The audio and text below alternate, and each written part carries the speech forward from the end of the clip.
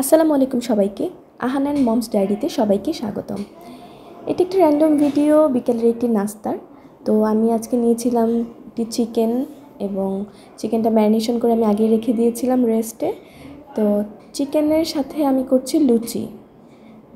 এই চিকেনটা হবে অ্যাকচুয়ালি বারবিকিউ। তো আমি সকল মশলা দিয়ে এটাকে ম্যারিনেশন করে আগেই রেখে দিয়েছি। অন্য সাইডে আমি একটি আটার ডো করে নিয়েছি, যেটা দিয়ে আমি লুচি বানাবো। তো এটাও আমি 15 মিনিটের জন্য রেস্টে রেখে দিলাম। অন্যদিকে আমি চিকেনগুলো ফ্রাই প্যানে উঠিয়ে দিলাম, এটাকে ভাজবো একটু সময় নিয়ে। তো প্রথমে এটাকে আমি দিয়েছি 10 মিনিটের জন্য আমি ঢেকে রাখবো, তারপর আমি এটাকে উল্টিয়ে দিব।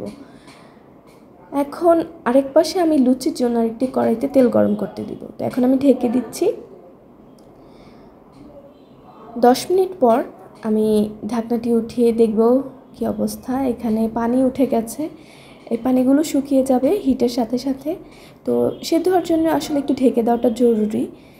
খোলা রেখেও করা যায়, তবে আমি ঢেকে রাখাটাকে বেশি প্রেফার করি। এখন আমি অন্য পাশে যে কড়াইটিতে লুচি ভাজার জন্য তেল দিয়ে রেখেছি ওটি গরম হতে দিলাম। এই সাইডে আমি একটু উল্টিয়ে দিচ্ছি চিকেনগুলো, যেহেতু 10 মিনিটের মতো আমি রেখেছি। তো প্রত্যেকটা চিকেন আমি উল্টিয়ে দিব ভালো করে, যেন এপাশ ওপাশ দুই সাইডই সেদ্ধ হয়। এখানে দুটো লেগ পিস রয়েছে আর দুটো উইংস। তো ঢেকে দিচ্ছি। অন্য পাশে আমি যেটা লুচি ভাজবো সেই কড়াইয়ে তেলটা দিলাম। তেলটা অনেক হিট হয়ে গিয়েছে, আমি লুচিটা ছেড়ে দিয়েছি। তো মনে হচ্ছে নিচের দিকটা একটু পুড়ে যাবে, এবং তাই হলো। আমি তাড়াতাড়ি উল্টিয়ে নিলাম।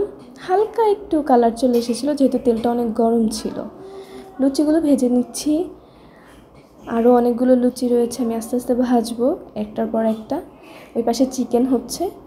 তো লুচিগুলো দেখুন একটু ফুলে গেছে। আমি ভেবেছিলাম আরও ফুলবে, বাট একটু কম ফুললো, ওইভাবে ফুলেনি। মনে হয় তেল আরও বেশি দেওয়া দরকার ছিল।